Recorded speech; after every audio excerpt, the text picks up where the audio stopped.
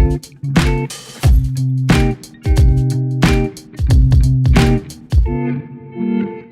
guys, and welcome to the Invar Technologies Podcast, a podcast where we interview top level executives inside leading and growing companies in the food and beverage space. We're excited to have our guest, none other than the Marco Serrano. I hope I did that okay and did it justice. But we'll be diving into his story a little bit about what his company De La Calle does, and some engaging insights into the beverage industry as well. So make sure to stick around. But I'll go ahead and just kick it off to you, Marco. If you could just introduce yourself, tell a quick snippet of your story, your background prior to working at De La Calle. Yeah, of course. Well, thank you, Alessandro. Thank you for the invite. Exciting to be here. I am an industrial engineer by trade. I grew up in Mexico, Mexicali, Baja California, to be specific. Industrial engineer. I started working in the maquilas down there in Sony Electronics, Honeywell Aerospace. I got my Six Sigma Black Belt certification, my Lean Expert certification down there. And then I came up to the U.S., emigrated, and I started working for a healthcare company here. And then I went to the startup space, which led me eventually to working for De La Calle and making some delicious tepache. There we go. Love to see it. It's always cool how you kind of end up in a certain industry, right? And kind of end up in the, in your case, the beverage space. But what was it about, this industry that you were kind of wanted to be in, or was it kind of just as a chance thing? You kind of just came into it, or did you kind of go looking for wanting to be within the beverage space and found the opportunity at De La Calle? How did that work? Well, in my career, I've been jumping from one space to the other. I started in electronics with Sony back in the day, and then moved to aerospace, then healthcare, and then I went to startups. That's when I did the change to the startup world. Once in the startup world, I was working for Snack Nation, a startup where I was delivering snacks to big companies. And during the pandemic, I did the switch. The beverage industry was not planned. What was planned was how De La Calle actually brings Mexican culture up to the forefront. It's based on tepache, on old recipes, right? And they look to bring really the tradition back up. So I was drawn into De La Calle not because of the space, but more because of the brand and the mission that they have.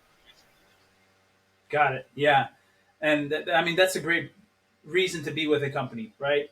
When you can see the vision, see what they're doing, and buy into it and want to be a part of it, right? And so, right. And then twofold is that the second piece is that I never worked in the beverage space. So to me, I've always been going to basically industries where I don't have the experience. But the beverage industry, I said, I don't have the experience. I want that experience. So it also played into it, not because I had experience, but because I wanted to learn about this never-ending, right? There's a lot of depth in the beverage industry, and I'm loving it so far.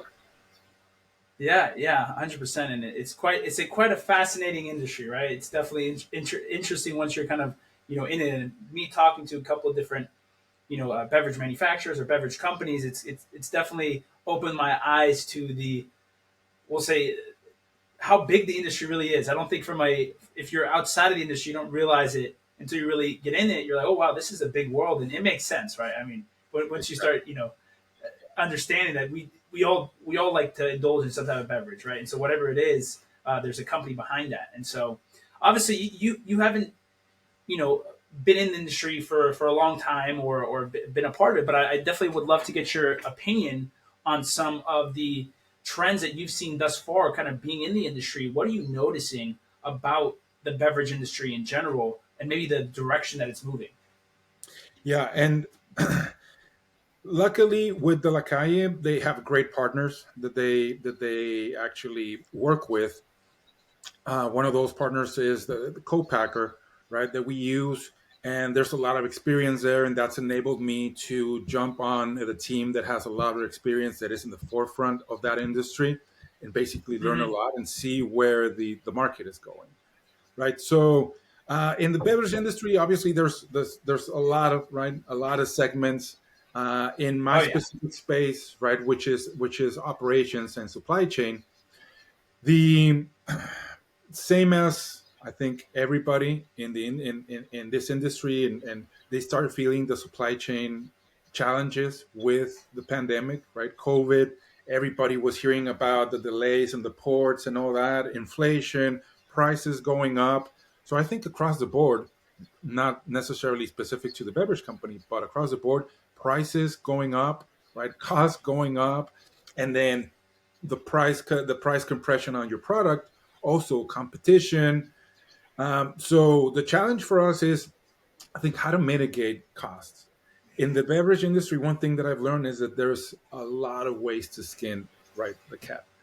Yeah, And you need to find what are those ways that you're most cost effective, right? You could create a product and create it with certain specs, and that is going to have repercussions throughout your supply chain. Is the amount of storage, the amount of shelf life, the amount of, right, everything that it entails. So you need to be very, very strategic in the way that you plan your products to have that cost efficiencies that you want to drive throughout your supply chain, and drive those, right, that waste, either in storage or transportation or obsolete inventory, out of the system. So I would say is, because of the right pressures of cost increasing, inflation, companies are having to get very creative how to reduce costs. And that's what we've been doing for the last year, and a little bit more, and how to attack our processes, but also our products, to make it more efficient. definitely. Yeah, and I think you bring up a couple of great points. Actually, that I think you're not the only one that feels that way too. I mean, from the people that I've talked to, it's kind of the trend that we're seeing, right? Like the where the market's going. It's obviously becoming it's becoming a lot more harder to stay competitive in pricing, right? Because of those rising costs with materials, whatever it may be, and in the supply chain, obviously makes it a little bit harder to stay competitive with pricing. But to your point, you have to find other ways that you can, mitigate some of the costs that you may have, and to be able to make up for the other price increases, so you're able to keep your prices relatively the same, versus having to jank up your prices and having a consumer that's not understanding why the prices are just doubling, right, per se. So Exactly. I like how you kind of frame that and the mindset you guys have looking forward. And there's three areas, main Uh, areas that we're focusing on is freight, right? Everybody knows that freight is super expensive. Packaging, specifically cans, right, and our ingredients. So really trying to get some efficiencies out of freight, getting creative. I see all the carriers trying to get creative with cross dock operations and the like. So it's definitely a team effort. Definitely. Yeah. So for the people who, obviously you've told me a little bit about Delicaye, you've mentioned a little bit, but for the people who don't know what Delicaye is and they're just kind of, watching this for the first time, hearing about the company, how would you explain it to those people? If you could just explain what Delicaye is, the mission, the value, and what you guys are doing in terms of vision. Yeah, of course. Well, De La Calle is one thing. It's a modern Mexican soda, right? And it has a lot of different attributes, right, that make it not fall necessarily into one category, because, right, there's a little bit of other categories that the Tepache touches. But the first thing is a modern Mexican soda based on Tepache. And what is Tepache, right? So Tepache is a centuries old beverage from Mexico that started in the pre-Hispanic times, with, actually, was made out of corn, but then it transitioned to be made out of pineapple. So it's a Hmm. fermented pineapple drink from Mexico, very old. De La Calle, what basically De La Calle is doing is taking that beverage, which is a very traditional Mexican beverage. If you go to the south of the country, they're bringing it to the U.S. market with a modern twist, right? So it's a Hmm. soda because it's carbonated, based on tepache, fermented pineapple, but it's also modern because we added a specific twist. So, for example, our flavors are, we have our flavor is tepache, but we have tepache flavor, and then we have the mango chili, or we have the watermelon jalapeno, or the tamarind citrus. Everything starts with tepache, but then adds a little bit of a twist at the end, and that's the modern part. So modern Mexican soda that is healthy, 8 grams or less of sugar, 50 calories less, organic, right? High in vitamin C. So it's also a little bit functional, right? It actually falls in the natural category, right? Under all the organic and non-GMO and all that. But it's also a soda, right? It's also refreshing. It's not like a functional beverage. It's refreshing. It's made to have in a warm day, right? And cool down and have a good time. Yeah, yeah, and I love the approach that you guys are taking. I think that it's always so cool to hear, companies that want to do things different, right? And put it, like, to your point, a twist on things, or take something that's traditional in terms of Tepache, and want to add something unique to it. And that is what I think always separates companies from other companies, right? It's like, how can you do what everyone else, like, do something and then put your own twist on it, and brand yourself in a way that's unique, right? And so I definitely think that you guys are kind of that one of one, right? That I see in the market. And maybe you already touched on a couple of different things, but is there anything else you want to say that, like, really what makes De La Calle unique as a product? Yes. The uniqueness is that we actually brew and ferment our own tepache, right? Mm. So we actually have our operations here in California. We're proud to be made here in California, and we have our own brewing operation. We ferment our tepache. It's our own recipe that our co-founder and head of R&D and quality, Rafael Martin del Campo, he is one of the co-founders. He's the also the main formulator, and he's the one who perfected our in-house tepache, our formula, to Wow. be just right. And there are some differences between the traditional tepache that you have in Mexico and on the street, and our tepache. Our tepache is right made with a little bit of a modern twist, but it keeps all the notes of the fermented pineapple, added with cinnamon and black pepper. So we keep those notes, and we're very proud that that is our internal recipe, and that's what sets us Yeah. aside from other tepaches out there in the market. Yeah, I Unique. didn't know that. Wow, that's even more cool to even hear about, that you guys have your own way of even brewing the tapache too. So that's definitely another added layer that separates you. And it's always awesome to see the founders, right? Go and put the legwork and try to figure that out themselves, and construe the recipes themselves. I think that's usually what sets up a company for the long term, the longevity of it, right? Because product is so important, right? Like, there's only, you could do so much with marketing, you could do so much with, the sales side of things, but in terms of the actual product, at its core value, to making sure that Yeah, there's a lot of time put into it, right, and making sure that it's perfected. So exactly I right. love to hear that behind the story too. Um, It's I, our secret sauce. it's your secret sauce. Yeah, yeah. I can relate. I can relate. I don't know if I told you, but my parents, or my father, owns an Italian restaurant, and so Yeah, they yeah, have a lot of the recipes from my nonna that we don't give away. Like, my grandmother, she has all the recipes.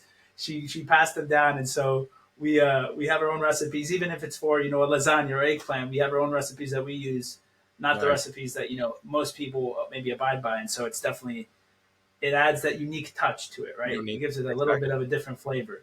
Exactly. Um, but I did want to transition now. I wanted to talk a little bit about the industry as a whole, right? We covered a little bit about what you guys are obviously doing at De La Calle, but I'm curious to get your perspective on something, because we're obviously a technology company over here in Invar Technology. We're always curious on kind of how technologies is really working within these industries and some of the challenges that come up because of it. So, being inside the industry, obviously you're operational executive. You got your hands on the operational side of things. You're looking at the company as a whole. What types of challenges really come up with technology within the industry, and maybe you can even reference some of your company. But what do you really see as kind of the big roadblocks when it comes to technology? Yeah. Well, in terms of internal processes, I would say that when I joined De La Calle, one of the first things that we did was specifically around technology was with an ERP system, right? You can't operate Mm-hmm. in this environment without some type of inventory system, right?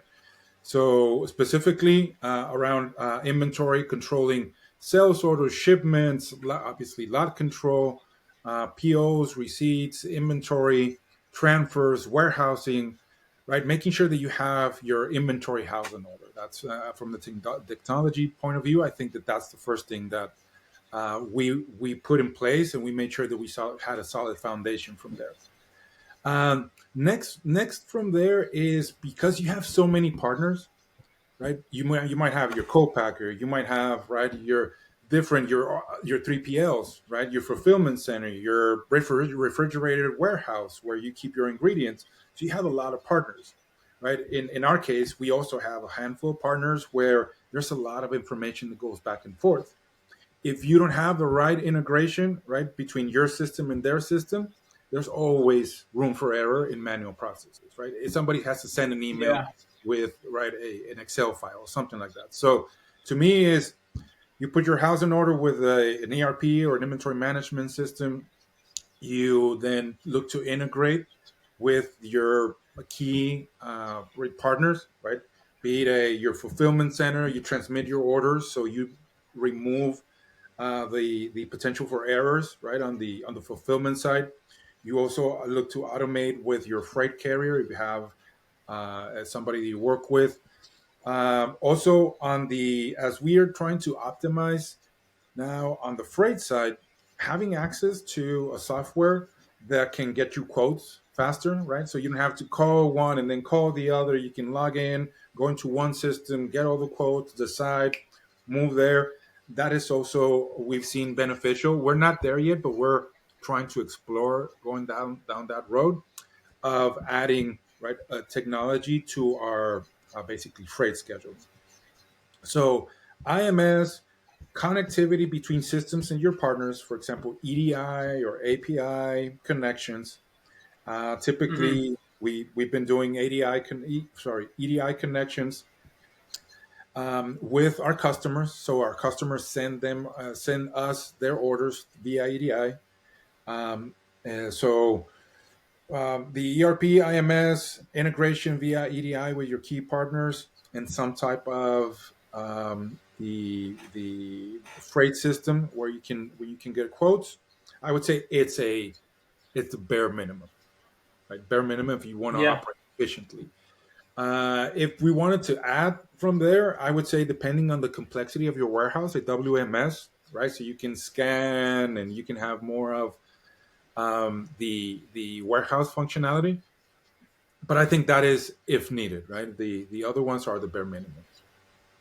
Those are the foundations. Yeah, definitely. And I think you bring up a lot of great points, right, in terms of making sure you have certain things, your integrations on point, right, between vendors, and being able to eliminate some of those manual processes, and streamline a lot of those activities. Because at the end of the day, that's what's going to help the organization run smoother, right? That's what you want as operational executive, right? You want to make sure that the organization is running smoother, that there's less, manual stuff, that it's more profitable at the end of the day when people are working on the right things, that they're not having to spend time on things that aren't going to drive the business forward, right? Or manual tasks. And so having that kind of outlook is definitely important as someone in your position, right?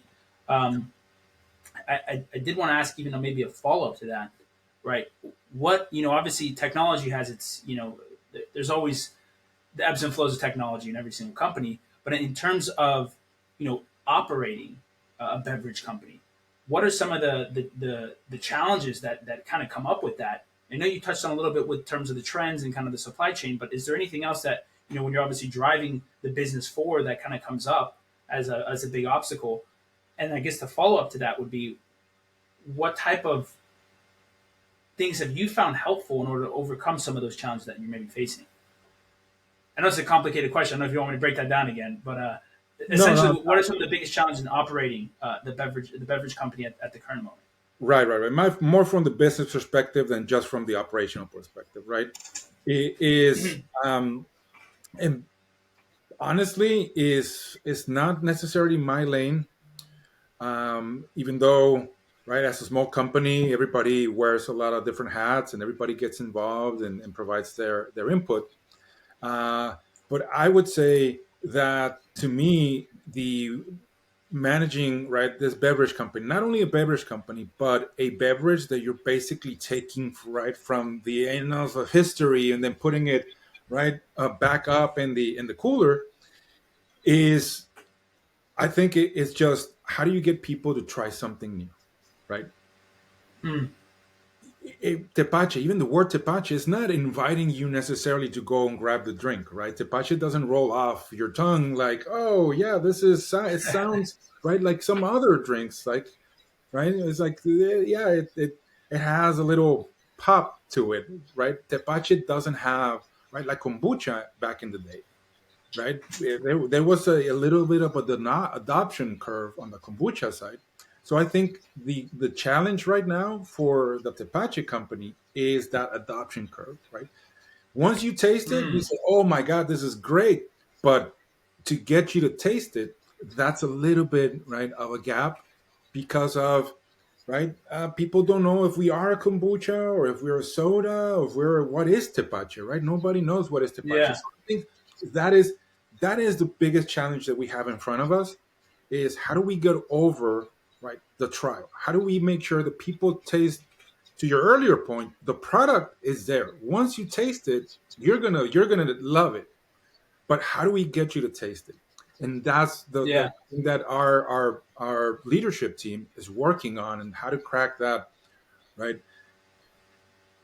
How do we get people to try it? How do we? And that's why when we identify as a modern Mexican soda, it's like, oh, okay, I know what it is and when to drink it and how to drink it, right, and everything. As opposed to tepache, is that does it have alcohol, right, type of thing. So I think that getting our messaging correct, right, and driving our customers or our potential customers to trial is the biggest challenge as a small company resurrecting a drink, right, trying to bring it as the next right biggest Mexican soda out there, right. I think that's the part of the challenge, and that is the problem that this kind of the La Calle needs to solve in order to break through to the next level.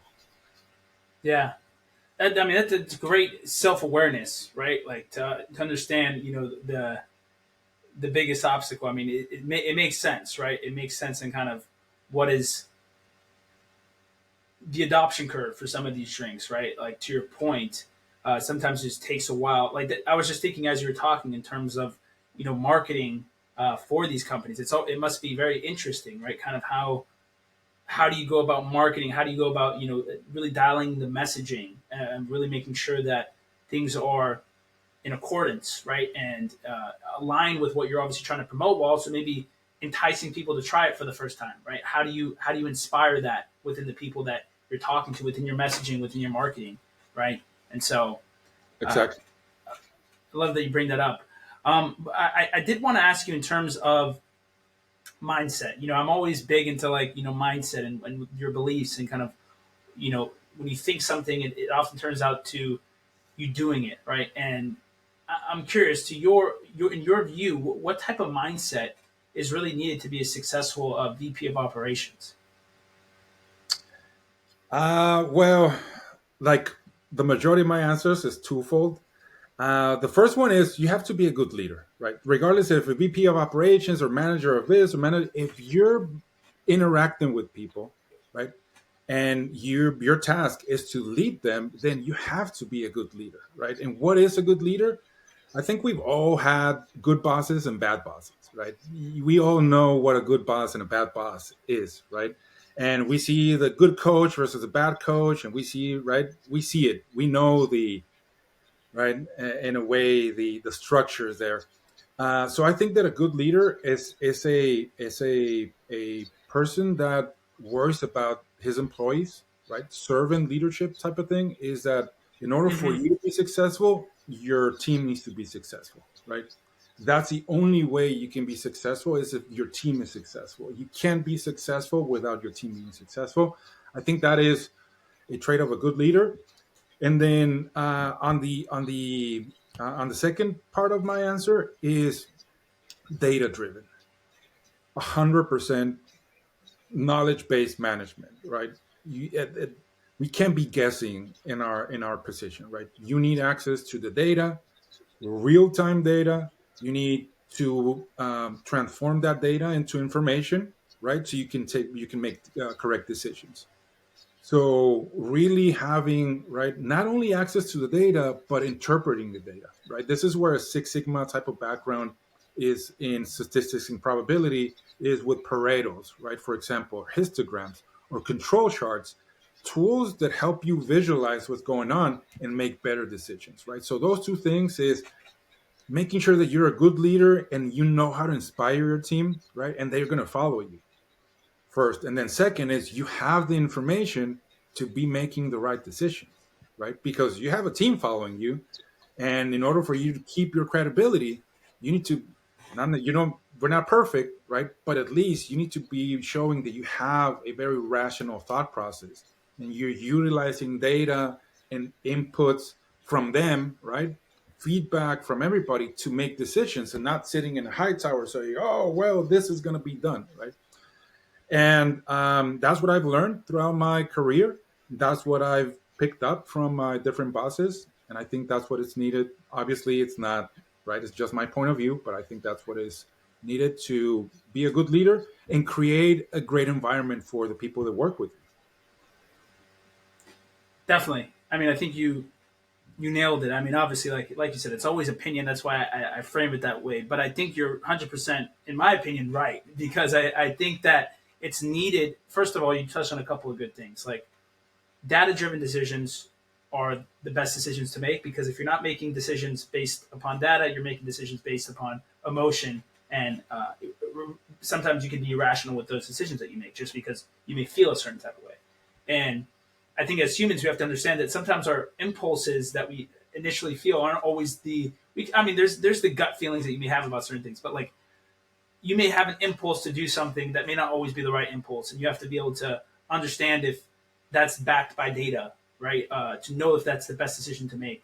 So, to your point, I think that's first of all a great way to be looking at things, and then secondly, obviously, the servant style leadership I think is so important in across all leaders, like you said, not even just in your case the VP of operation. How is the CEO being? How are the CTO? Whatever organization, whatever leader you are within the company, you have to be willing to lead that. I think the best types of leaders are those types of leaders because they inspire the team around them to want to work towards a mission and buy into the vision rather than them just getting the job done because you're micromanaging them and making them feel pressured. I mean, obviously you should hold yourself to a high standard, hold your team to a high standard, but to inspire them to do well and to give them everything that they need to succeed, I think that's what makes a great leader, separates the good leaders from the great leaders, right? Yeah. To your point. So I like the way that you think about things because I have similar views in terms of the best leaders that I've seen and how I want to conduct myself as a leader as well.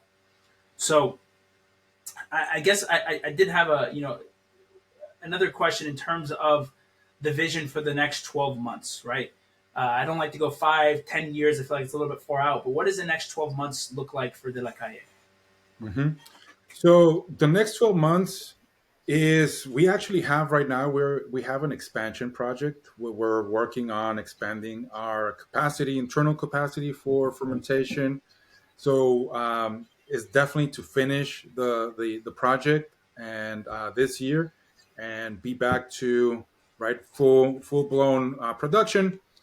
From the operational side, that is the biggest project, the biggest challenge that we're going to be facing. And then on the business side, like we were talking, is to really get our message out with modern Mexican soda and get the consumers to try us more. As we start going into more of the conventional markets, right? We need to drive the trial, and it's just how do we focus there and make sure that we're successful. Those two That's things. awesome.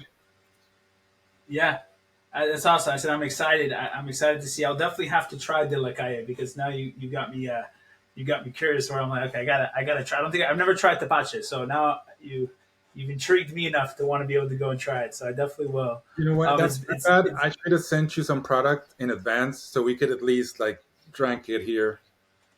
right? I Hey, can. no problem, no problem. I mean, we could have been like, For the next let's podcast, we'll do have this. one. For the next podcast, I'll have one for you and I. We'll be able Well, to enjoy let's it follow up together. after the But call. Send me your address, and I'll send you a variety pack so you can try all our flavors. awesome, awesome. Yeah, man. Well, it's been a pleasure. Getting a chance to know you and getting a chance to talk to you and hear more about what you guys are doing over there at De La Calle. I did have a final question that I always kind of like to end the podcast with. It's a loaded one, so be prepared. But it's what are the most important things that you've learned in your career that you'd be willing to share with the audience? Oof. Okay. I would say that never forget who you are, right? We start our careers, right? Not knowing anything. Everybody has to, right, give us a first job, right? Nobody was born being a CEO. Everybody had to give them his first opportunity, right? So as we grow, sometimes, right, we become different people. And I'm not saying that, right, for right, it could be for the better, right? But I think that never forgetting your roots, who you are, your real values, right, through your career, and making sure that, right, you live by those values, but also you share those values when possible with people who are close to you. I think that is one of the best advice that one of my parents gave me, and it resonates with me to stay true to who you are, right, at all times, and your values. And I think that guides you through your career path and your growth, and then ultimately fulfills, right, your mission as a person. Definitely, I Loaded think answer. that's yeah. That is great advice. I mean, I think similar. I think that's one of the things that you have to have a strong foundation and remember where you came from no matter where you go because that's where when people maybe excel in their career they do something they become a totally different person than they were when they first started, right? And that's the time to disconnect because they forgot who they were, they forgot where they came from, and to always have that in the back of your mind, I think is very important, to kind of just remind yourself, right, and remind yourself constantly, and having that view. You're the first person who's brought that up, which I really like. But I definitely I agree. I agree that's definitely a very powerful way of looking at things. Yeah. But it's been a pleasure, Marco. Thanks for coming on, man. If people are listening to this, they want to reach out to you, maybe or your company. What are the best ways to go ahead and do that? So to reach me personally, I have you can find me on LinkedIn under Marco Serrano, and also my email for De La Calle is marco@delacalle.mx, and I am at your service. Perfect. I will make sure I include both of those in the description. And thank you again, Marco, for coming on. I hope you have a great rest of your day. If you guys did enjoy this podcast, please make sure to comment, like, and subscribe for more content. And we hope you guys have a great rest of your day as well. Take care and ciao. Thank you, Alessandro.